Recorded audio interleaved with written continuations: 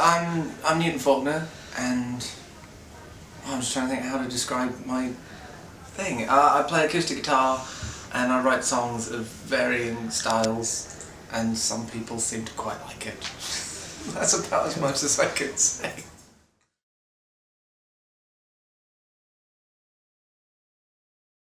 Well, it's weird. I've had a slightly bizarre kind of career from my own point of view, because I got into the right room, but I very much came in through the wrong door. And I was kind of standing by it thinking, whoa, okay, how did I, this is weird. And I came in through like kind of the proper mega pop door, which I didn't really mean to. That was kind of, that just is what happens when you're 19. And actually I wasn't 19, I was 21, I was 19 when I signed. So it started off kind of very straight. And I think the first album, it does have a kind of certain naivety to it, but that was kind of part of its charm at the time. I mean, now I look back and there are occasional lines that I'm like, oh, you should not let that slide. But with this one I kind of took a lot more control for a number of reasons.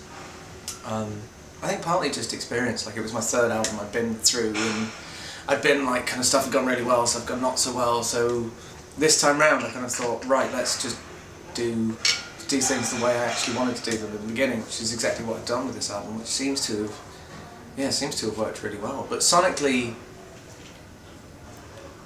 I guess sonically it's just got liver, it's got raw and a lot rougher around the edges. I mean, it was one of the ways that this album was recorded, which makes it dramatically different to anything else I've ever done, was that I did a lot of the recording myself, and I did a lot of it in very kind of low pressure environments. It's a huge kind of amount of the guitar parts and vocals were done in my pants at 4 in the morning with a glass of wine in the other hand, which gives it like a certain kind of relaxed vibe.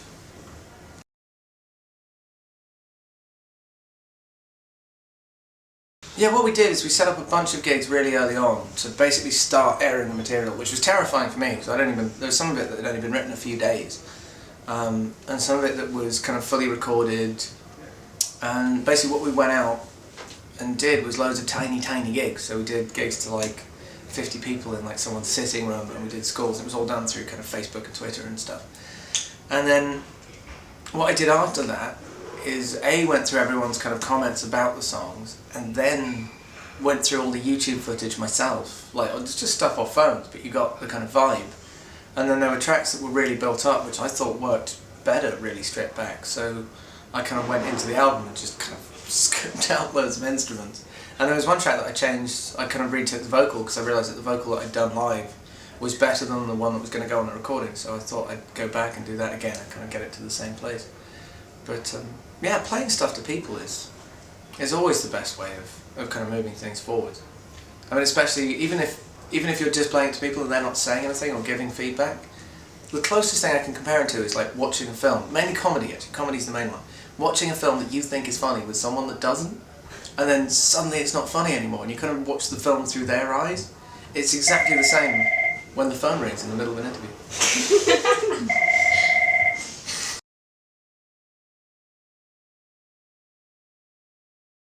It was very much how I wanted it to be, because I actually didn't. If someone had come up to me after the second album was recorded and said, "You're going to do a little bit in LA on the next one," I'd been like, ugh, I don't really want to do that, because my kind of projection of LA in my head is very kind of flashy, and it's leather trousers and white vests and medallions and big cars and champagne on rooftops. But I was obviously like that. I was never going to do that anyway because I can't afford to. But what we ended up doing was I was staying in an Express by Holiday Inn. No offence to the Express by Holiday Inn people, but it was pretty bad.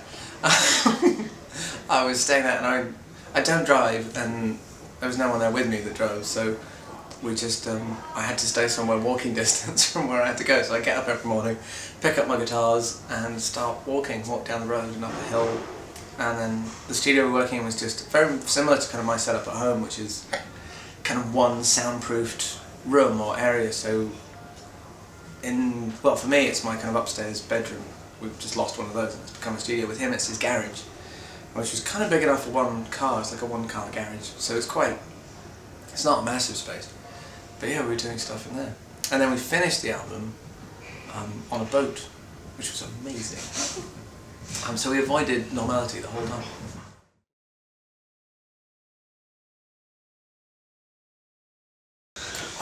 have I got? I've got Wicker Man this weekend. That's cool. I mean, obviously, like this summer's been pretty treacherous weather-wise. We've only had one thing pulled, and a couple of things very nearly pulled. But that was alright actually. It was on the Isle of Man.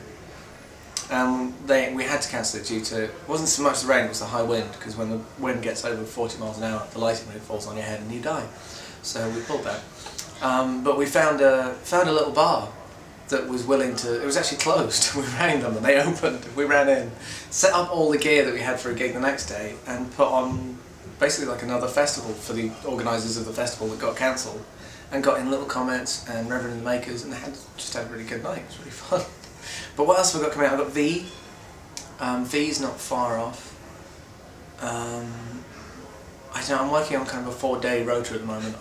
I know I'm in Germany this evening, and then after that I get a bit confused.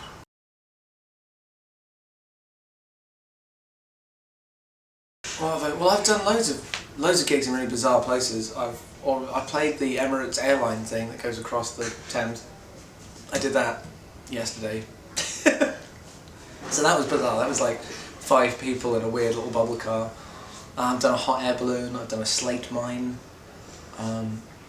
Yeah, I've done a number of strange things. I'm trying to think of the weirdest thing that's happened live. I've had some amazing heckles.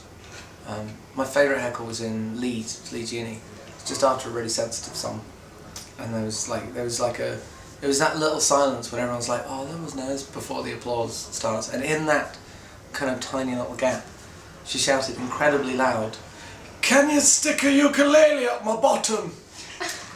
Which I thought was amazing. Now it was a 2-part heckle. 3 songs later,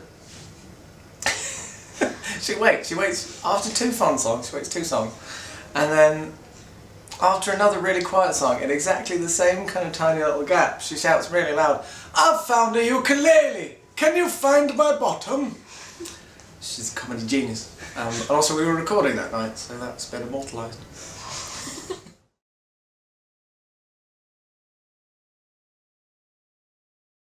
Oh, I'm trying to think, social media wise, I was slightly late on it, like second album wise, we weren't really doing anything. And then kind of halfway through promoting the second album, I suddenly kind of got into Facebook and Twitter and kind of realised exactly what you could do with it. And then this time around it's been completely instrumental. It's been amazing actually. But I'm trying to think what my favourite thing at the moment is Instagram. I love Instagram, it's really fun. And plus I end up in so many weird random places that it makes sense to take weird random pictures.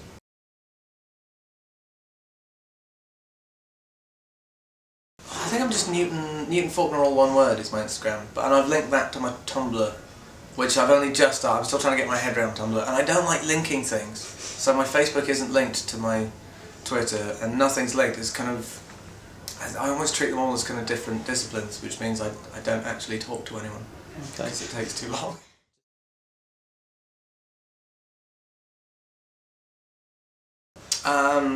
First picked up a guitar when I was 13.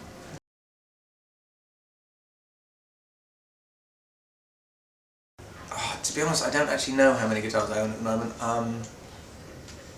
Can I just say lots?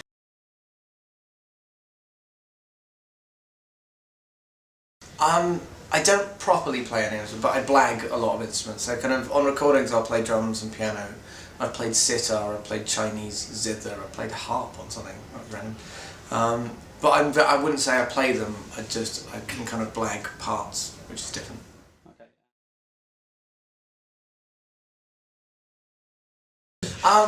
It's such a hard question because there's so many amazing people around, but Dead or Alive top collab. I'm trying to think, because my whole brain's split into different strains. I've got kind of guitar-y strains and other strains. Guitar-wise, maybe like a Jimi Hendrix or something would be like insanely fun, because I could just hold down the rhythm and he could wail, that'd be awesome.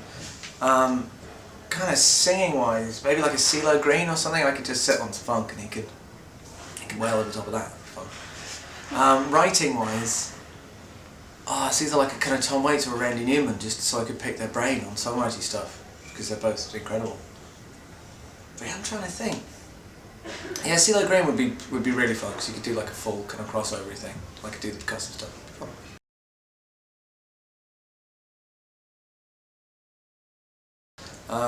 Badger, because it's got a bigger head.